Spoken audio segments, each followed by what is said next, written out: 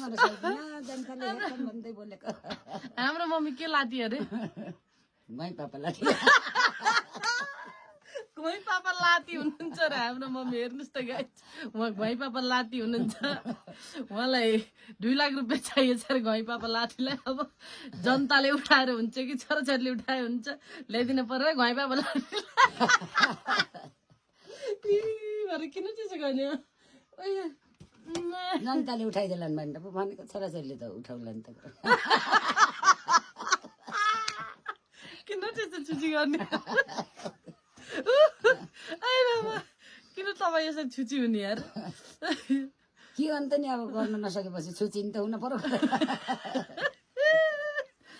के भएको गाइस कहानी के हो कहानी कुरा के हो ओइ चिया एउटा एकदम सिरियस खालको ल्याउँ सिरियस खालको सुटिङ अब सिरियस खालको ल्याउँ हैन अब तपाईहरु पनि कपडा फेर्नुस् म पनि कपडा फेर्छु ट्याक्क बसेर तपाईहरु म सिरियस एउटा कुरा गरौँ के ल त नि हुन्छ हुन्छ हुन्छ गर्नुहुन्छ गरुला गरे जानी नजानी भए पनि पक्नुस् हामी एकछिन पछि आउँछौँ है गाइज